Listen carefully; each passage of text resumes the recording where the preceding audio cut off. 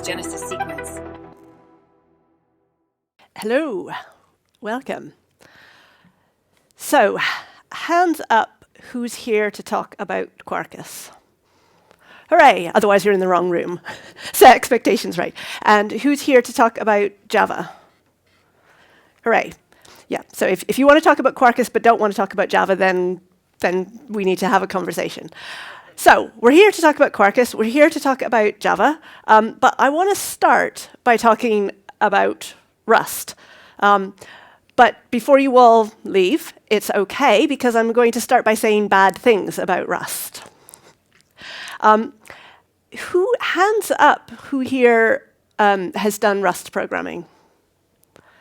There's only a couple of hands. I cannot put my hands up, so I'm glad that none of the rest of you are putting your hands up as well. Because I always feel a little bit bad and, like a not proper developer that I don't use Rust, because Rust is a phenomenal language. It gets really amazing efficiency while having, some of the modern memory safety and that kind of thing that we would hope that we would have in 2024.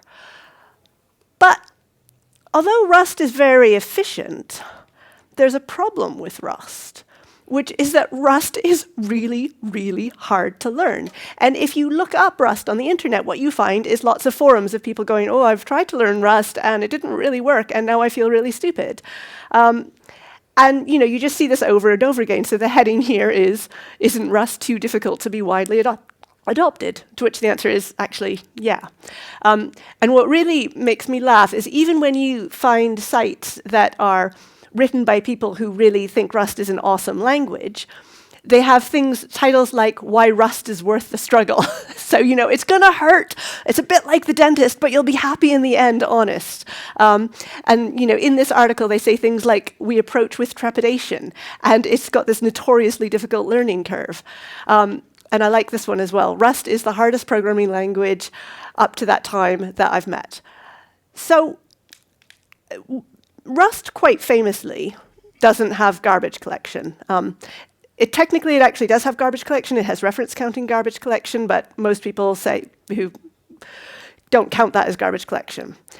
And one of the things that people really like about Rust is the fact that it doesn't have garbage collection, that you're sort of closer to the metal and you're managing your own memory. But a team did an experiment where they added garbage collection, the normal tracing garbage collection that we're all used to Rust. So what happened to the efficiency? Well, I don't know what happened to the efficiency in computer terms, but what happened to the efficiency in human terms was people were more likely to complete the programming task, and they did it in a third of the time. So you have this trade-off where Rust is efficient for machines, but it's really quite inefficient for people. And it's so inefficient that it might take you 3 times as long to do a task in Rust as it would in another language. So if we think about this trade-off between machine efficiency and human efficiency, Rust is doing a really awesome job on the machine efficiency, but it's not really doing a very good job on the human efficiency, which is why most of us aren't using Rust. So then the question is, well, I really want my computers to be efficient, but I'd kind of like to not be using Rust. Is there some way to do better? And the answer, surprisingly enough, is yes, which is why I am here. I really think Quarkus, we're not going to do a performance competition between Quarkus and Rust, but when you look at that big picture, Quarkus gets you quite a lot of that efficiency without the trade-offs. So we shall see. So Quarkus applications famously start very fast. If you run Quarkus as a natively compiled binary with graalvm, it starts in tens of milliseconds, which is faster than an LED light bulb. So it is faster than you can perceive. Even if you run Quarkus as a JVM application, it's under a second for a REST application. So this is as fast as you can type.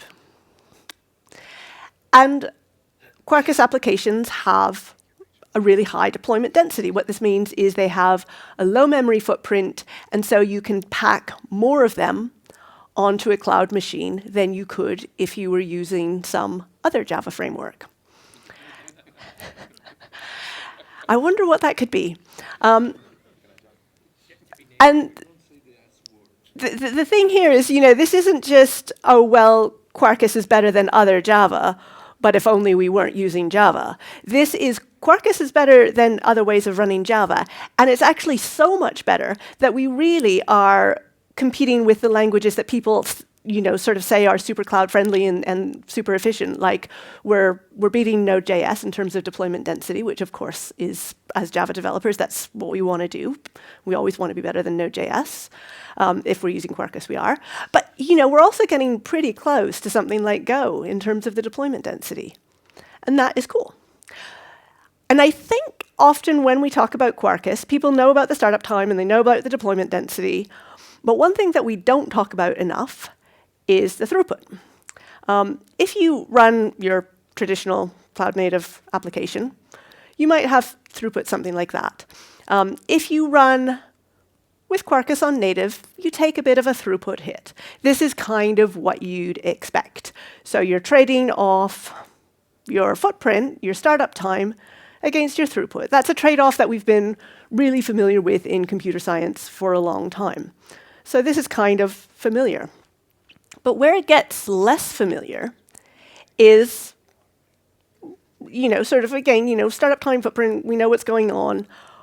But what if we look back at what happens with Quarkus on JVM? Because all of a sudden, that's much less familiar. We have better throughput, but we didn't have to trade off footprint or startup time or anything. We were just better on every single metric. So then if you go back to that trade-off, instead of having to choose between the two, you just get to have the best of both worlds. And obviously, I work for Quarkus. This makes me really happy because I work for Quarkus. But I also just think this is really interesting when we look at the kind of the bigger picture about some of the trade-offs that we assume we're going to have to make no matter what technology we're using. Maybe those trade-offs aren't there. Maybe there's ways to beat all sorts of trade-offs. And I like to call this the double win. So the idea is that, instead of having to choose what you get the best of both worlds. And you may think, well, this isn't very realistic. You can't actually fold a seesaw in half. You can fold a seesaw in half, which I only discovered when I Googled for folding a seesaw in half. You can buy foldable seesaws. So both for Quarkus and for other things, you can fold the seesaw in half. So that's the kind of yay, Quarkus is amazing, which, of course, I'm obliged to say because I work for Quarkus, but it is also true. But what I want to do now is do a little bit of a deep dive into the mechanisms. Because I think even if you are not using Quarkus, even if you have no intention of ever using Quarkus, there's a lot to be learned just by some of the assumptions that were challenged and that kind of thing. Actually, let me check. Hands up if you are currently using Quarkus. Most of you, okay. Hands up if you are sort of considering using Quarkus. A couple of hands. Hands up if you have no intention of using Quarkus. Okay. That's kind of not surprising because the talk does have Quarkus in the title. But I think even if you had no intention of using Quarkus, hopefully this talk would be kind of interesting. And the thing with, it's not like there's a single Quarkus secret of like, oh, well, you did the one thing and it made everything better. There's a whole bunch of techniques. But I think what a lot of them come down to is this idea of challenging assumptions, this idea of challenging, oh, well, we've always done it this way, and this is what the trade-off has to be, or, this is what the programming model has to be. Because the thing is, the world changes, and the world changes so fast in tech that things that were true 5 years ago just aren't true anymore. Things that were true 20 years ago definitely aren't true anymore, so we need to be finding those things. And one of the assumptions that totally used to be true and now is not is about dynamism. It used to be that being dynamic was a really good thing, and that seems really intuitive, right? Of course we should be dynamic. But actually, in 2024, being dynamic isn't a good idea. Doing things on demand is not a good idea. And so it used to be that Java frameworks were really heavily optimized for a world in which you would deploy very rarely. The process would go up, and then you would do everything in your power to make sure that you didn't have to get your ops person to stop that process. And because deployment might be like, an annual event, it was such a special occasion, we're going to do the deployment, folks. But in the meantime, of course, things would change, CVEs would come in, requirements would change. So you'd have to find a way to change your application without actually doing the dreaded redeployment. And so you would change parts of your application out while the whole thing was still running. And so everything was oriented around this idea of late binding, that you could change bits of the application out without having to recompile it. You could change bits of the application out without having to redeploy it. That's really, really clever technology. But we need to be asking ourselves some hard questions in 2024 about whether any of that is any use to us at all. Because these application frameworks were optimized for dynamism, but of course nothing comes for free. And so that dynamism, it has a cost. You're paying the dynamism tax, which is fine if it's solving a problem, but it doesn't make any sense if it's not. And of course, if you think about how we run our applications now, we do not do deployment as a once-a-year event and then change the things out. We have containers. We have CI/CD. If you want to change your application, you spin a new build. You don't, hopefully, SSH into the machine and then just swap bits of the libraries in and out. Hands up if you SSH into the machine and swap. No hands, good. Right, this is, that used to be the best practice. Now, that is a ridiculously terrible idea. We have immutable deployments. Everybody's really comfortable with the idea of immutable deployments because deployments are cheap. And so if you don't like your application, if you want to change something, you throw it out and you build a new one. You don't just try and change it. And so we're running in containers which are really immutable, and yet we're paying the tax for this dynamic runtime. It doesn't make sense. And you can see how Java dynamism has a cost when you start to look at what happens when you start a Java application. There's a little bit of, it seems like a lot of work at build time to generate the bytecode, but it's actually a fairly small amount of work once you've got the bytecode, and that is just to turn it into an archive to do the packaging. And then there's a bunch of stuff that happens at runtime. So everything gets loaded, all of the config files get parsed. The config files are in YAML, which is horrible, and XML, which is worse. So it's a lot of work for something to parse them. All the properties get parsed. And then once that happens, then there's class path scanning, there's annotation discovery, because everything is an annotation, because it's 2024. And then there's various efforts to see if classes are present to try and change the behavior. Then once all that happens, then the framework, because of course you have a framework, builds a meta model of the world. And then once all that happens, then we can start going on to things like starting I/O and starting thread pools and that kind of thing. That's kind of a lot of work. And the worst bit is if we start the application again, that work happens again. And then if we start the application again, that work happens again, which was totally fine if we started the application once a year. But if we're running in a container and we're starting it up and down, because that's what containers do to us, this makes no sense at all.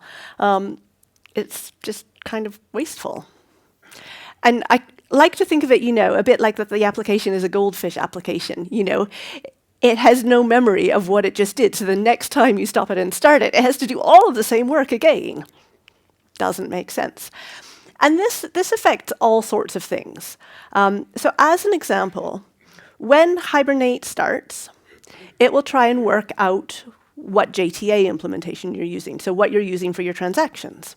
And so the first thing it will do is it will use reflection to try and load the most popular JTA implementation. If you're not using that one, it will load the second most popular JTA implementation. If you're not using that one, it will try the third most. You can see where this is going. And we keep going, and we keep going. It turns out that Hibernate knows quite a lot of JTA implementations. It knows 129 JTA implementations. And so every single one of those, if you're unlucky, all the way through you go to the bottom, and every single time you have to throw a class not found exception when it fails to find it. Not so good. So that affects startup time. But then we see a similar thing with all sorts of libraries. So I'm picking on JTA here, but it's the same pattern over and over again. And it also affects footprint. So again, with Hibernate, it has support for lots of databases. This is kind of what you would hope it would. You wouldn't really like Hibernate if it only supported 2 databases. So, for example, if you're using Hibernate and you are not using an Oracle database, Hibernate will still, the JVM, will still load all of those Oracle classes because they're there.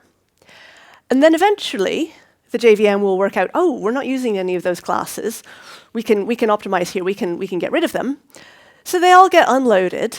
But that affects your footprint because you had to bring all of those into memory only in order to change your mind and bring all of them out of memory. It's a bit wasteful. And again, the numbers here are pretty serious. So with the Oracle databases, there's 500 classes that you have to load because they're there. Every single start.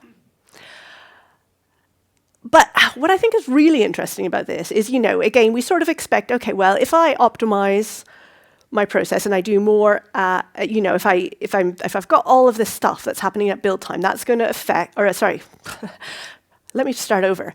If I'm doing all of this stuff at runtime, of course that's going to affect my start time. And I can kind of see it might affect my footprint too.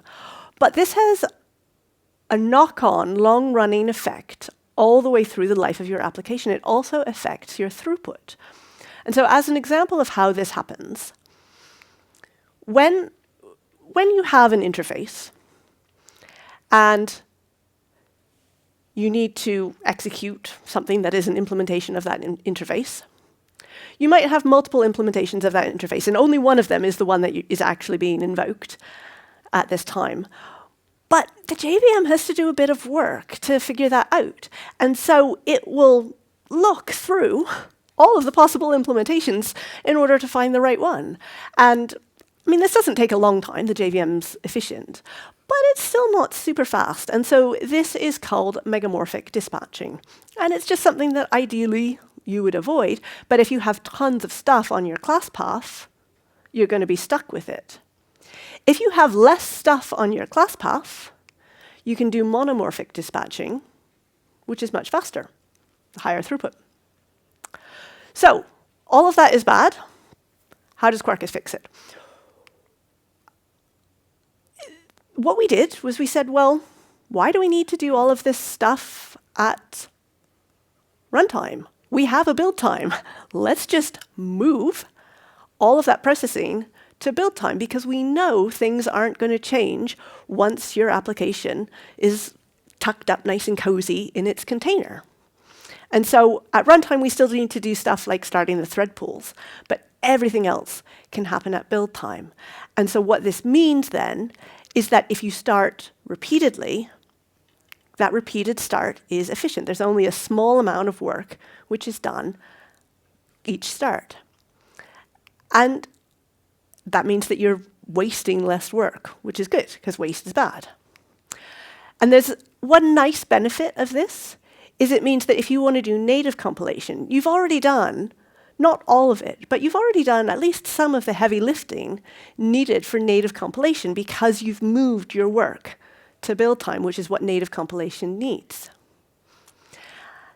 So doing more up front, it has a whole bunch of benefits. So it speeds up the start, as you would expect. It shrinks the memory footprint, and it also improves throughput. But with Quarkus, or any modern Java application, of course, you have the core, but then you have many libraries that you wish to use. And it would be a bit of a shame if the Quarkus core was super fast and everything else still did things the old way. So one of the things that Quarkus does is it says, and anything doing it this way should do, is to say the libraries have to be able to participate in the build process, not just the runtime process, because otherwise you're going to get all of those same problems on the libraries. And you saw, for example, I was mentioning Hibernate a lot, that idea of, moving stuff to build time. Hibernate needs to do a lot of that, because if you don't, Hibernate is where, a lot of the time is spent. And so the build process has to be extensible. So this is the next secret, which is you have to have the right plug points so that the whole ecosystem, all of your libraries that you integrate with, can share the same kind of speed up as the core framework is getting. And so with Quarkus, what we've done, the way we've implemented this, is we have build steps and build items. And any extension can make these build steps and build items. And it's a really nice programming model that takes a little bit to get your head around, because what happens is any build step can declare that it consumes and produces build items. And then the framework will stitch things together in the right order so that you get the things you need and you run at the right time to produce things for the other steps that may depend on you. So it's quite nice, and that the framework automatically determines that order. And another sort of bit of the mental model that takes a little bit of adjusting is that the build items are the communication mechanism between those build steps. If you want to see what's going on with your build steps in excruciating detail, not many people ever do, but if you do want to, if you are developing an extension or something like that, or you just really like debugging, you can look at it in the Quarkus dev UI, so in the Quarkus console. You can see in more detail what's going on. But then this kind of leads to another question, I think, quite naturally, which is, at runtime, in my container, when it's going up and down and up and down, I've made startup really fast. That's great. I never actually build in the container. I don't care how long build time is. On my laptop, as a developer, compiling is the majority of what I do. I'm not sure I'm happy about the idea of moving all of that work to compile time. Isn't that going to hurt me as a developer? So I think that the Quarkus team thought about this, and they made sure that they had a really good development experience. And so the Quarkus development experience is basically that you don't ever stop Quarkus and run that compile step, because we have live coding. We're making sure that any change you make is reflected in the runtime immediately. So that obviously is a dev mode thing. So we have in dev mode, we're making sure that changes are reflected.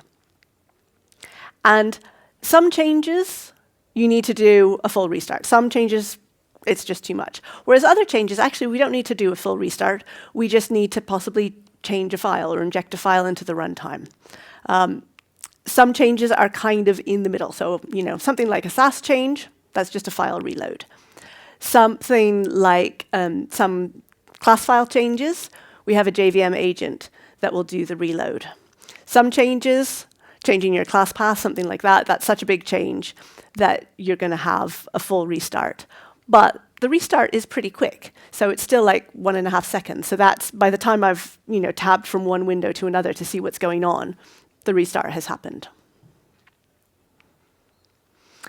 And again, because we have this fast start, that means that even if we're doing that full bounce of the server, you don't notice. And so the fast start has then fed into the good developer experience instead of hurting it, as it maybe seemed like it might have.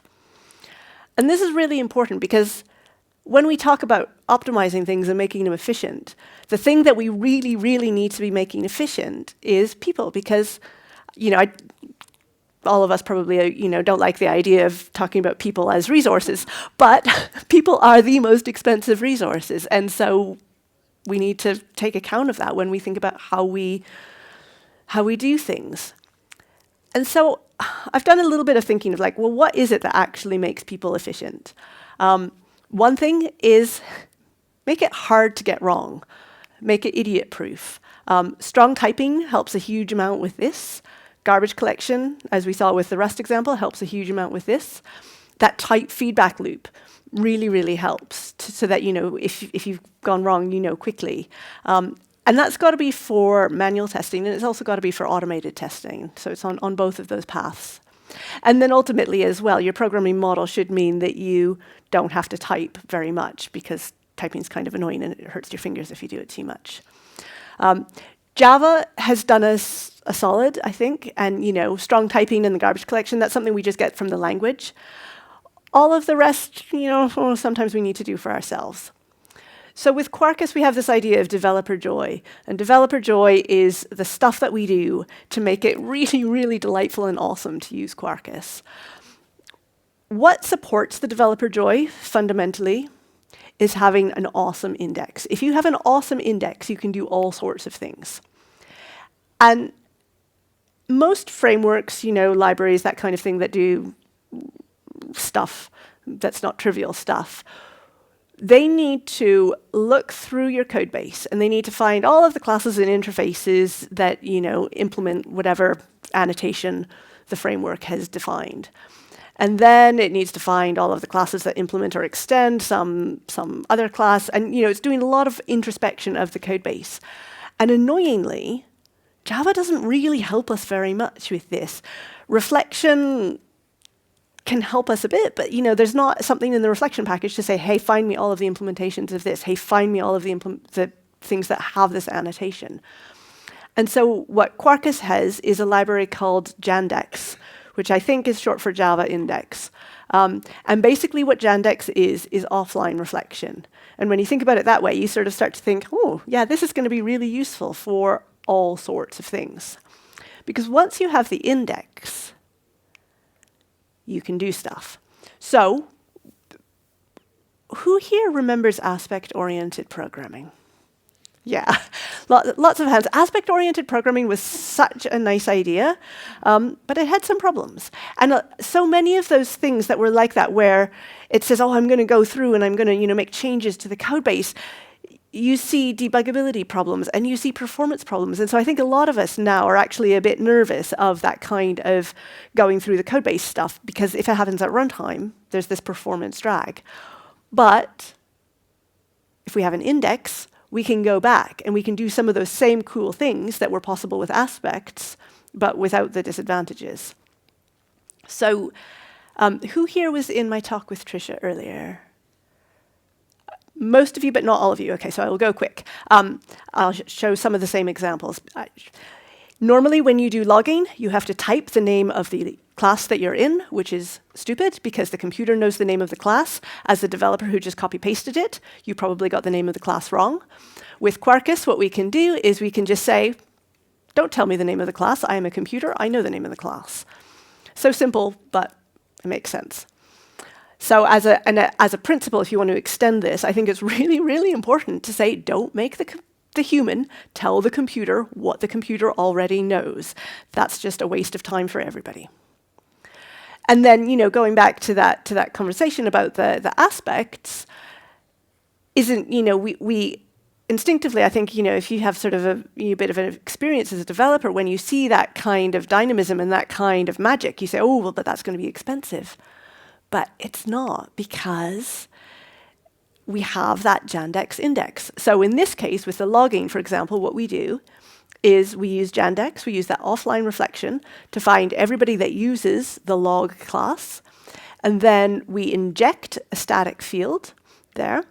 And we know what class the static field should be initialized with, because we're just looking at it and, this is computer code. And then we can replace all of the calls to big L log method to our logger method. So we do a little bit of rearranging of the code at build time, and then it means that the human readable code is concise, expressive, and has less possibility for error. And again, it's just challenging that assumption of just because we've always done our logging in this really annoying way doesn't mean we have to continue doing this logging in this really annoying way. So what you end up with under the covers, if you actually look at the bytecode, is something like that. So what about hibernate? So again, here we've always done hibernate with a ton of boilerplate. What if we could just inherit that from the parent? Well, it means we can move from something like this, which has a lot of code, to something like that, which is much more concise. And it means we can do one better as well, because this pattern is what we've always done with Hibernate. It's the repository pattern, and so you have a data access object. For me, this feels a bit clunky because I have to have my entity, and then I have to have another class which is closely related to my entity, but which is a different class in order to access my entity. And couldn't I just do everything on my entity? Now you can. So you can have an active record pattern instead, which means that you just have the logic on your entity, but in fact you don't even have to have the logic on your entity, because you can see up there where we are extending Panache entity, and we're getting all of the sort of the normal getters and setters and IDs and that kind of thing without having to do the typing. And if, as a sort of, as someone who's not using Hibernate regularly, you might look at this and say, well, this seems like how it should be. Why was this even hard? Why didn't anybody do this before? And it's because of how the Java type system works and because of how Hibernate works. Normally, if without the benefit of the build time modification, if you were to try and implement something like this, you'd say, okay, well, I'm going to have my entity, and it's going to extend Panache entity, and I want to have a list all method. But then the problem is that signature, that can be generic. That works fine. But when I want to do my actual generic implementation, I can't do a generic implementation because I need to know the specific entity to query, because that's how Hibernate works. And so then we're stuck. We can't do a generic super Hibernator thing. So again, what the offline reflection allows is us to inject something like this into every class that extends Panache entity. We can generate the bytecode at build time. And I really, really like this because, again, it's breaking that trade-off. So instead of having to choose between machine efficiency and human efficiency like we do with Rust, we can the stuff that we did to make the machine more efficient, to give us the fast startup time, now also has the happy side effect that we can do all these programming model optimizations, which is cool. Now, sometimes we show this to people, and even when we explain, no, it's fast, it's okay, they're still sort of going, oh, no. I've used Lombok. I remember. I have the scars. So I think a really important principle here is that all of this is optional. So magic should always be optional. As an example, we have another nice little optimization, which is if you're doing a query parameter in REST, you type query param, and then you say the name of the parameter, and then you define your variable, which will always be the same as the name of the parameter. And you typed it twice. It's annoying. We have a different way of declaring your query parameter. I appreciate it in principle, and I never remember to use it. That's fine. My code still works. I'm doing it the normal way. It's fine. I just have to do a little bit more typing. And I think as well, sort of another, the idea that magic should be optional comes back to this idea of human efficiency. Because if you're using something that has a lot of magic and you end up fighting the magic whenever you go off the golden path, that's not efficient. And so, we want to be in a case where we make sure that people are never having to fight the magic.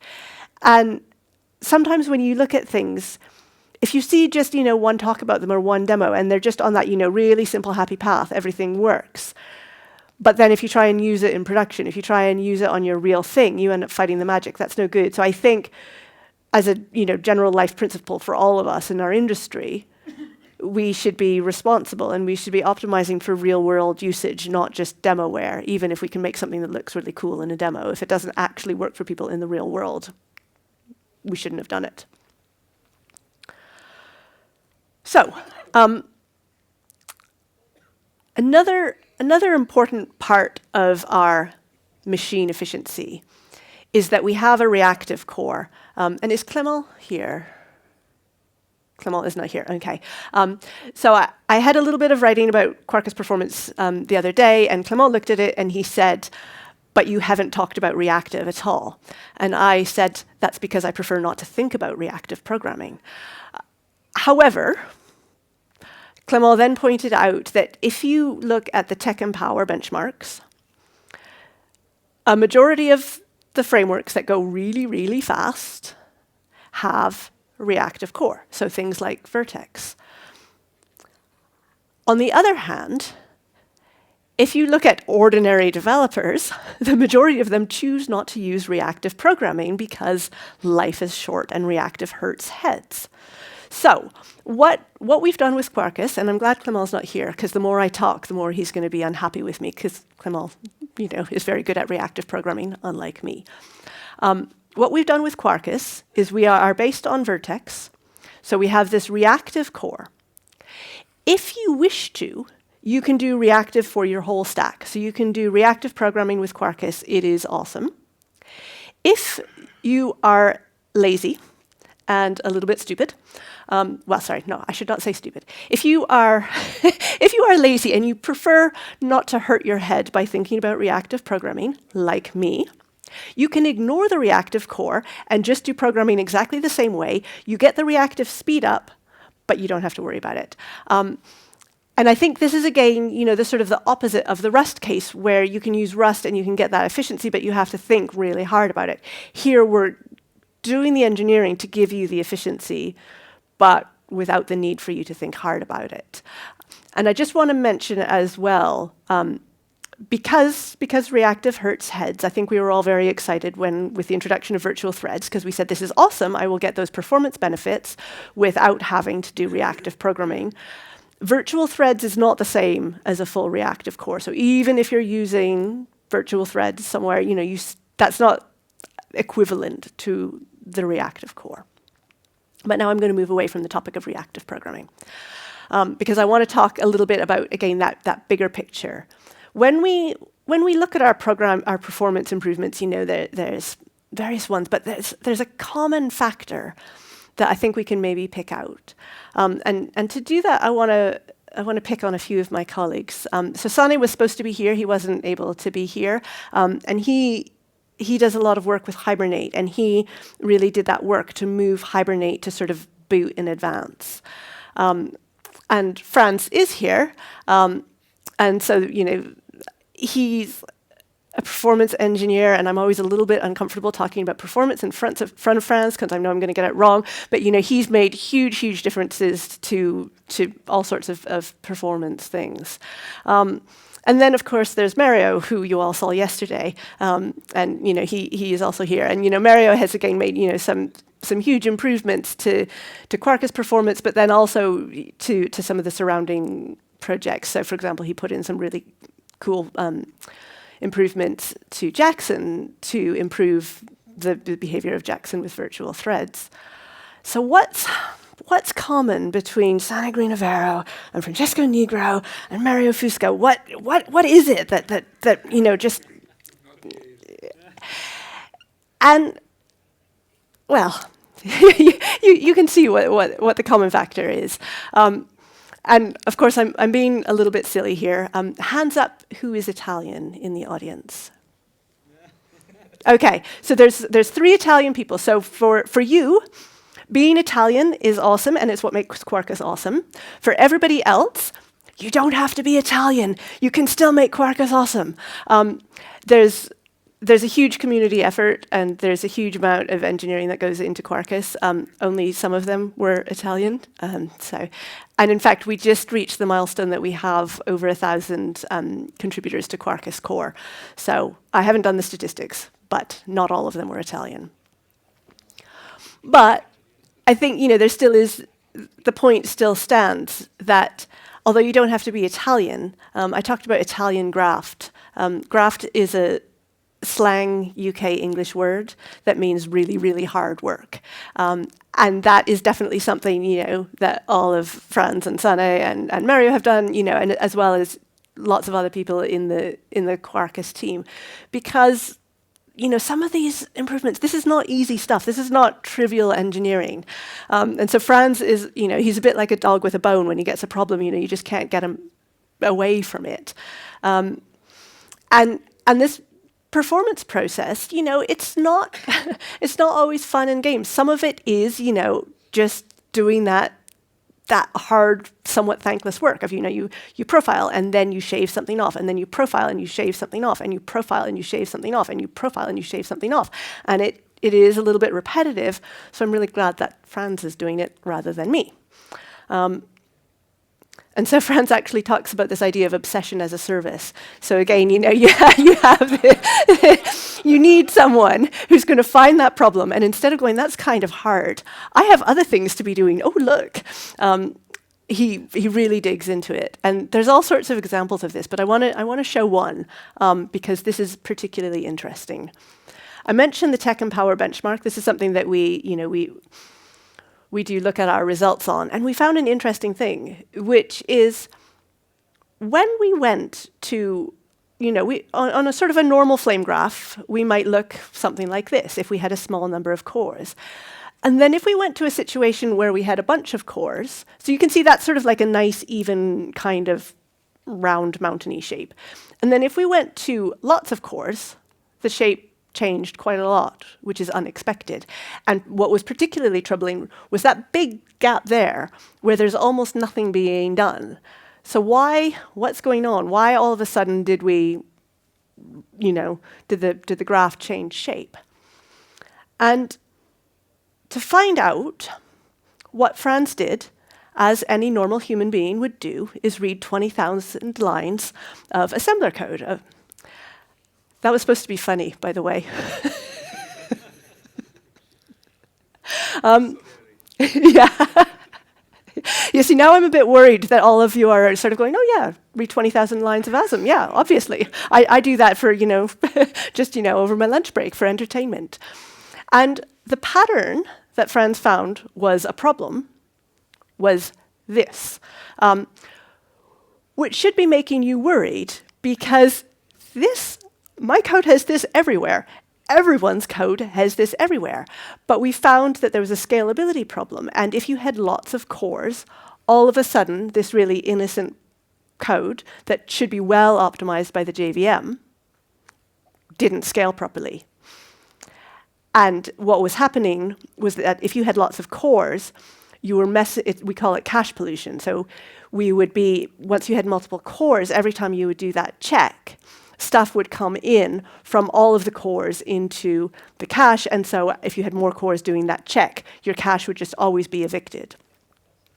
So when we looked into what might be affected by this problem, we found the Quarkus core was affected, we found Netty was affected, we found Hibernate was affected, we found Vertex was affected, we found Infinispan and Camel was affected, we found Drools was affected. Now these are all Red Hat projects, which we were looking at them because they were, they were Red Hat projects. But that last one should give you a bit of concern. That last one is not a Red Hat project. That is the Java class library. If the Java class library has a performance problem, that's something that we all really need to care about. And this performance problem, it wasn't like a small thing. Normally when we talk about performance problems, we sort of shave 1 or 2% off.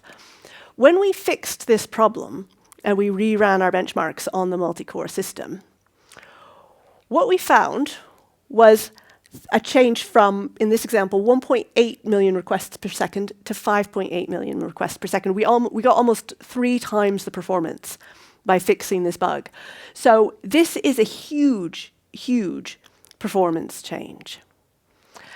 And because it made such a benefit, we had to go through our whole code base and look for all of the places that we were using instance of. So, here's one. And if they were on the hot path, if they were affected by the cache pollution bug, we would have to remove the instance of call. And so you can imagine how delightful this was. So here, this code, it's got 30% more throughput, but you can see there's a disadvantage, which is that this is disgusting code. And it made me laugh because the PR that put this code in, the developer said, so it was Martin, and he said, yeah, I'm not a fan of the fix. And this is non-idiomatic, and this is difficult to maintain. But it was necessary because, in this case, we did have that trade-off of the human efficiency and the machine efficiency. We had to make the Quarkus code less maintainable so that we could pass on that performance benefit. So it's a little bit like the reactive code, actually. So the Quarkus team write reactive code so that you don't have to, and the Quarkus team work around the type pollution bug so that you don't have to. It has now been fixed in the latest versions of the JVM before anyone is panicking as well. So if you're on the latest version, you are okay. But with all of this as well, that was kind of a big change. But efficiency, it's not something that you do once. It's kind of a constant effort. And so we sometimes see that our performance will go in the wrong direction. And of course, we run performance tests and we do statistics to see, to make sure that the slope. But in this case, if you look, so on this graph, lower is better. Is our performance getting better or worse? It's getting better, right? The slope of the graph is down. Well, that was what our tooling told us. But unfortunately, what had happened was that we had a big, big regression, which of course we spotted. But that big regression meant that you couldn't see the small regression that was present even after the big regression. So the big regression masked the small regression. And so we use a parametric change detection algorithm. That algorithm couldn't spot that kind of pattern. And to be honest, even looking to the naked eye, I don't think you can really see that there's a regression there. So we hadn't spotted the regression until someone in the community told us, Matt Rabels told us, and then we went, oops. And so then we did quite a lot of work to fix it. So here, this is Roberto Cortes, who is not Italian, and he did an amazing bit of work with Franz there. And so we kind of undid 2 years of that slow creep, just that frog boiling getting worse and worse, and then we put the effort in and we made it better. And one of the things that he did in his fix, which I really love, is again, it's about challenging those assumptions. And so normally when you write an algorithm or use someone else's algorithm to do a string comparison, you read from left to right. But the way most config environment variables tend to be structured is that they have quite a lot of common code. There's a bit of namespacing. So they have quite a lot of common code at the beginning. If you read from right to left instead, then all of a sudden you have to go through fewer characters to find the difference. So it's just that, again, that kind of, little surprise of oh, what if we did it differently? We could go better. So I would recommend everybody, invest in your own Francesco. You can't have ours, we like him, but you can find your own, and he doesn't even have to be Italian. So one last trade-off. I care a lot about sustainability, and normally when we think about sustainability, I think it's sort of a miserable conversation where we think, well, I could do the things I want to do and have all of the fun, or I could save the planet, or how do I choose? With this kind of efficient runtime, you end up in a situation where you don't necessarily have to. And the theory behind this I call the vroom model. The vroom model was one of my worst ideas ever, because as you can see, I have a non-deterministic number of R's and O's, and that means that the SEO of the vroom model is about 0. So that was my first mistake. But the second mistake was I didn't even type it into Google before I named it. Had I done so if you type it in like that, with the non-deterministic numbers of R's and O's, Google says, oh, you don't mean that. You must mean the vroom model with the normal spelling. And it turns out there is already a vroom model that was invented by Dr. Vroom. It hadn't occurred to me there was a Dr. Vroom who had made a model. Oops. But it gets worse, because if you say, no, Google, I didn't mean Dr. Vroom with the normal numbers of R's and O's. I meant it with the lots of R's and O's. And so you click on that. What you get is this, which I have blanked out because it is not safe for work. You get really weird adverts for women selling fast cars, and that is apparently terrible idea. But it is named now. So what the vroom model says, my vroom model, I first started thinking about this when I was looking at this paper that probably a lot of people saw about the energy efficiency of programming languages. And they've got 2 columns, time and energy. And you can see Rust is at the top. But if you look at it, you can see those 2 columns are actually almost exactly the same. And if you plot it, you can confirm that is pretty much a straight line. And so time taken to run a program and the energy taken by that program are pretty much correlated. And so what that means is that we can go faster and save the world. And who doesn't want to go faster while saving the world? And so with Quarkus, for example, we measured our energy consumption because we knew we had high throughput. We knew we had low memory usage. We measured our energy consumption, and we had much lower energy consumption. And there's a surprising thing here, which is, so there, the line length is throughput, the longer line, higher throughput, so that's the room model. Quarkus on JVM uses the lowest energy because it has the highest throughput. So we beat that trade-off. The machine efficiency helped us gain human efficiency. So, to summarize, we really want to be looking at both machine efficiency and human efficiency. We want to be challenging the assumptions, only do work once, because otherwise that's just stupid. Move the work to where it hurts the least. Index, index, index. Indexes are awesome. And unfortunately, efficiency needs continued investment. And then on the human efficiency side, again, challenge those assumptions, tighten that feedback loop, and don't make humans tell the computer what the computer already knows, because that's just stupid. And so with that, I will stop. Thank you very much. The slides are there, and I have stickers that I'm terrible at remembering to give people, so please come take my stickers so I don't get in trouble. Thank you.